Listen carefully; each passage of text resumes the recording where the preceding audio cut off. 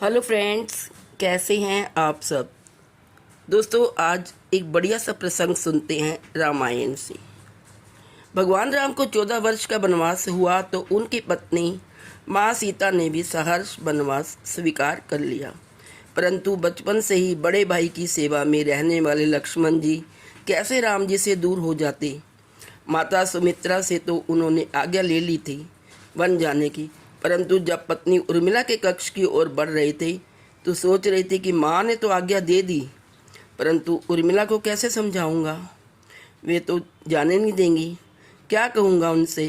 यदि बिना बताया जाऊँगा तो रो रो कर जान दे देंगी, और यदि बताता हूँ तो साथ जाने की जिद करने लगेंगी और कहेंगी कि यदि सीता जी अपने पति के साथ जा सकती हैं तो मैं क्यों नहीं। यही सोच विचार करके लक्ष्मण जी जैसे ही अपने कक्ष में पहुँचे तो देखा कि उर्मिला जी आरती का थाल हाथ में लेकर खड़ी थी और बोली, आप मेरी चिंता छोड़िए प्रभु, और प्रभु की सेवा में वन को जाइए। मैं आपको नहीं रोकूंगी। मेरे कारण आपकी सेवा में कोई विघ्न पड़े इसलिए साथ जाने की जिद भी नहीं करूंगी। लक्ष्मण जी को कहने में संकोच हो रहा था, परंतु उनके कुछ कहने से पहले ही उर्मिला जी ने उन्हें संकोच से बाहर निकाल दिया। वास्तव में यही पत्नी का धर्म है। पति संकोच में पड़े उससे पहले ही पत्नी उसके मन की बात जानकर उसे संकोच से बाहर कर दी। पत्नी का इतना त्याग और प्रेम देखकर लक्ष्मण जी भी रो पड़े। उर्मिला जी ने एक दीपक जलाया और विनती की कि मेरी इस आस को कभी बुझने नहीं देना। लक्ष्मण जी तो चले गए, परंतु 14 वर्ष तक उर्मिला एक तपस्विनी की भांति कठोर तप करने लगी। वन में भैया भाभी की सेवा में लक्ष्मण जी कभी सोए नहीं, परंतु उर्मिला ने भी अपने महलों के द्वार कभी बंद नहीं किए। वो सारी रात जाग जाग कर उस दीपक की लौ को बुझने नहीं दिया। मेघनाथ से युद्ध करते हुए जब लक्ष्मण को शक्ति लग जाती है और हनुमान जी उनके लिए संजीवनी का पहाड़ लेकर लौट रहे होते हैं तो बीच में अयोध्या में भरत जी उन्हें राक्षस समझकर बाण मारते हैं और हनुमान जी गिर जाते हैं। तब हनुमान जी सारा वृत्तांत सुनाते हैं कि सीता जी को रावण ले गया, लक्ष्मण जी मूर्छित हैं। यह सुनते ही कौशल्या जी कहती हैं कि राम को कहना कि लक्ष्मण के बिना अयोध्या में पैर भी मत रखे, राम वन में ही रहे। माता सुमित्रा कहती है कि राम से कहना कि कोई बात नहीं, अभी शत्रुघ्न है, मैं उसे भेज दूंगी। मेरे दोनों पुत्र राम सेवा के लिए ही तो जन्मे हैं।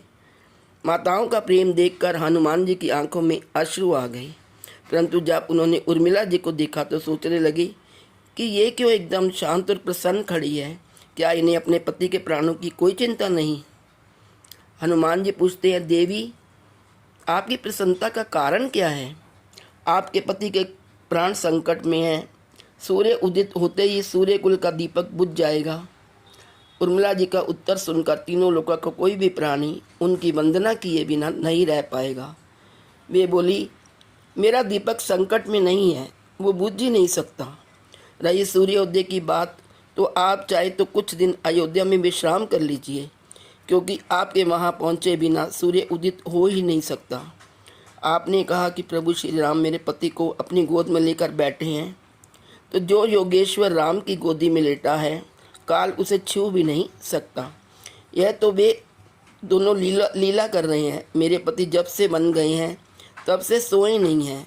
उन्होंने ना सोने का प्रण लिया था, इसलिए वे थोड़ी देर विश्राम कर रहे हैं, और जब भगवान की गोद मिल गई तो थोड़ा विश्राम ज़्यादा हो गया।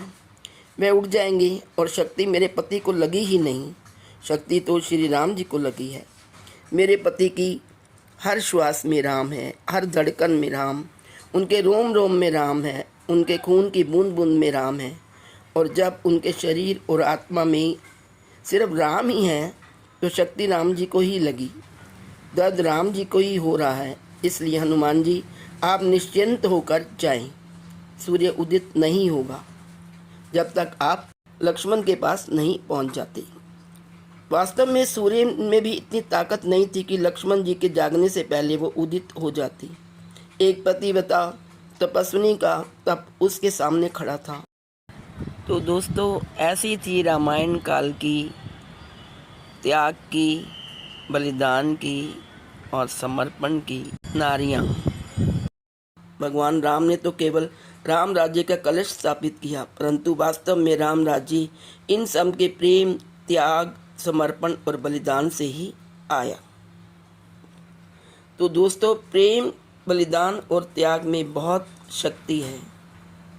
राम राज्य तभी आ सकता है जब आपके हृदय में प्रेम, त्याग, समर्पण और बलिदान की भावना जागृत हो।